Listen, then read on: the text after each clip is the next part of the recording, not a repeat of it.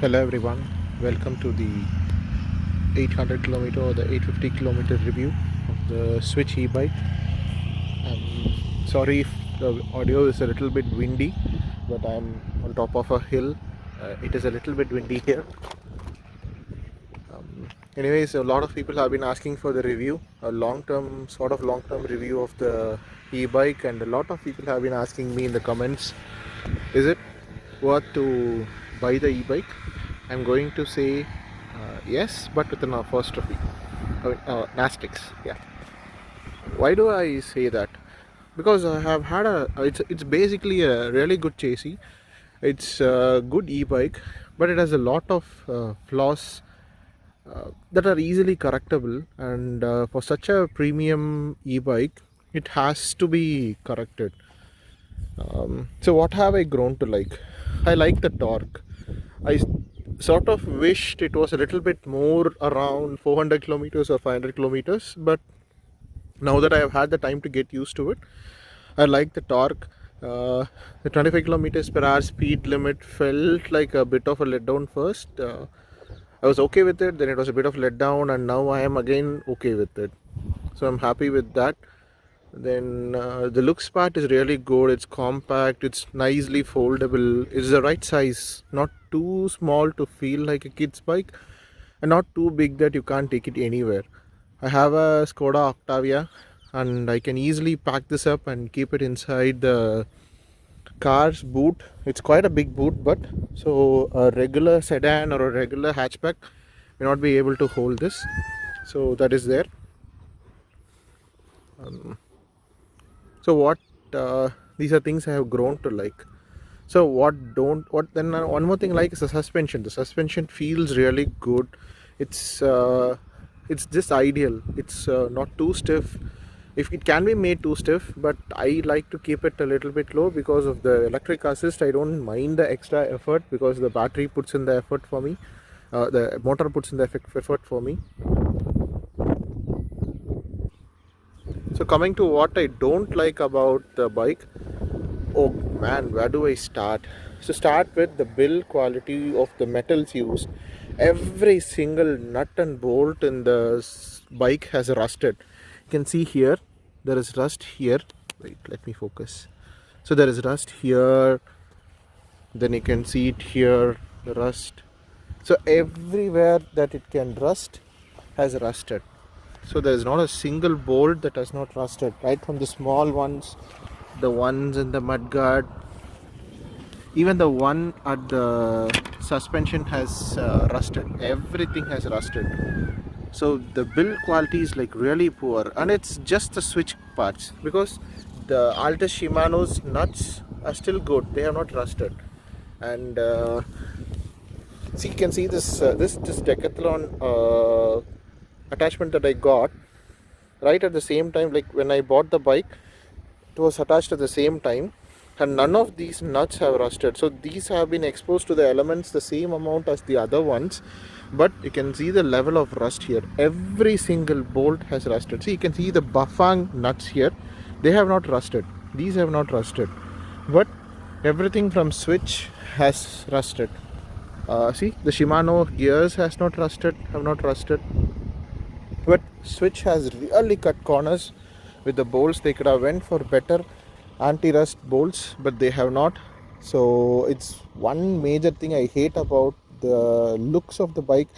It makes it look like a really old, really cheap bike, and that's I don't like that. So that's one thing I absolutely hate about this. Then the quality of the parts used is really bad. I had so much riding resistance with the chain that came with it. I'll try to attach a pic of the old chain and things. This is the picture of the old chain before I changed it. It was rusted. I am someone who meticulously cleans and keeps everything well oiled, lubricated. I use Scott lubricants. They are good. Have a dry lube and a wet lube for rainy days. I clean them regularly, meticulously, but still they rusted so badly. So but now after I have changed to not even a premium chain, just an above average quality chain, I would say at a local shop, I have had so much better ride quality, and it feels like I'm riding a brand new bike, and that I don't expect it to happen within like a few kilometers of getting the bike. Then one more thing is the brake cable. I also try to attach the pictures of the brake cable. Here I am attaching the picture of the frayed brake cable. It was just hanging by a thread, so I had to stop the bike and push it the rest of the way home, and I had to get it changed. But my brake cable, it got cut off very soon. So I want, when I pay premium for a bike, I expect it to last long enough to at least run 1,000 kilometers on spares, without me needing to service or change every single bit about it. So I don't like that about it. Then another thing I don't like is the mechanical Tektro brakes they have given with it. I feel it's not enough to stop a bike of this weight and this power, so I have changed to a X-Tech hydraulic brake. I ordered it off Amazon. It was dispatched from China, and it reached me within, I think, 5 days. No, sorry, 15 days, I guess. 15 days I got it. These are really good hydraulic brakes. They feel nice. They fit the Tektro disc quite snug, but the set comes with disc brake, so if you want to change the entire thing, you can change it. One thing I had to do was I had to add a lot of spacers, so a lot of spacers were had to be added to make the brake sit perfectly, but it sits perfectly. And one advantage of this is that both the brake shoes move at the same time, instead of like in the Tektro. So you can see here, when I press the brake, they come together.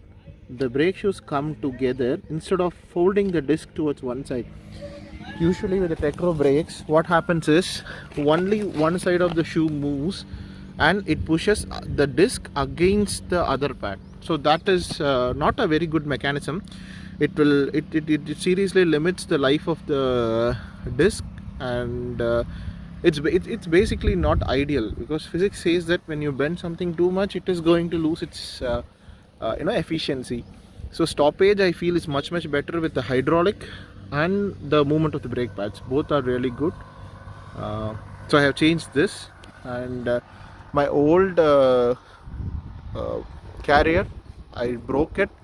It was weight limited to 15 kilos, but I sort of overweighed it and it broke, so I had to change to a Decathlon seat post carrier. This is one thing I have changed the bike. Otherwise, I am happy with the bike. But regarding the question whether I will recommend this e-bike to others, I would say yes, but make sure that like Switch has to correct all these issues before I can happily recommend the bike. It is not acceptable to pay this much for a bike which has such a low quality of even nuts and bolts. Every single thing has rusted. There's not a single nut that has not rusted that is from Switch.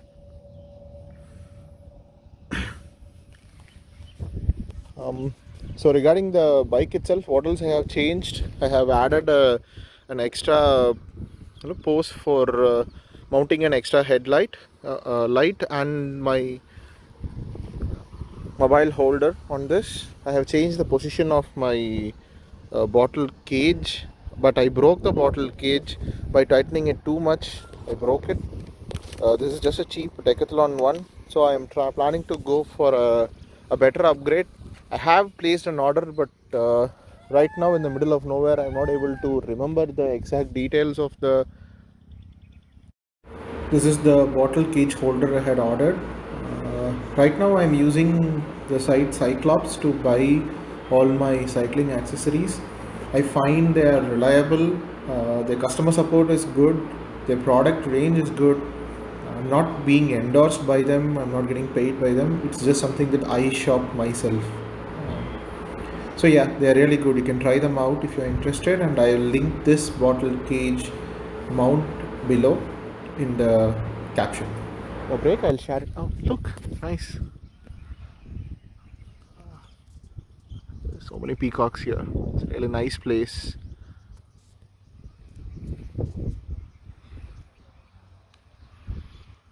so let's come back to the review.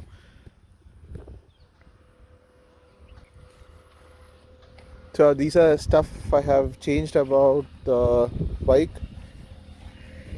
My Scotch seats are really good. I have not had any issue with the Scotch seats.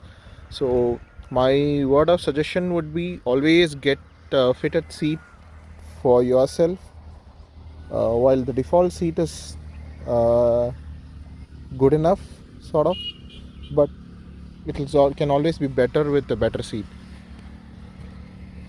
a fitted seat. Yeah, so that's about it. That's the upgrade.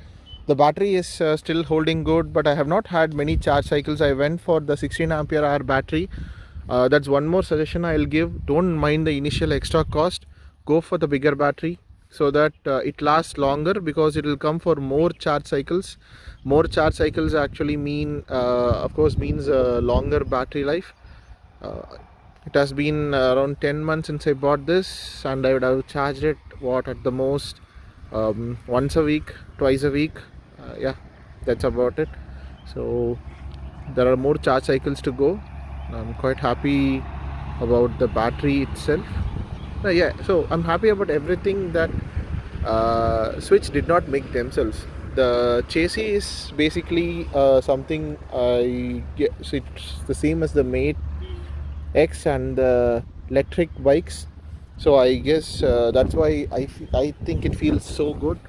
Uh, the previous videos I think I have shown that it doesn't fit quite. Sorry, it doesn't fit quite well. The charge cover doesn't fit quite well, so I had stuck a cellophane tape on it, but it has torn off, and you can see even here that something that was not directly exposed to the to the elements. Even this is rusted. Every single bolt is rusted in this. And one more thing I want to say is the secondary pedal assist sensor, this plate which rotates along with the pedal, it has broken off. This got broken around 400 kilometers itself, which is sort of a it's not a good thing to place on such a premium bike. So you can see the rust here also. So I hope Switch addresses these issues, but until they do, I'll say skip the bike.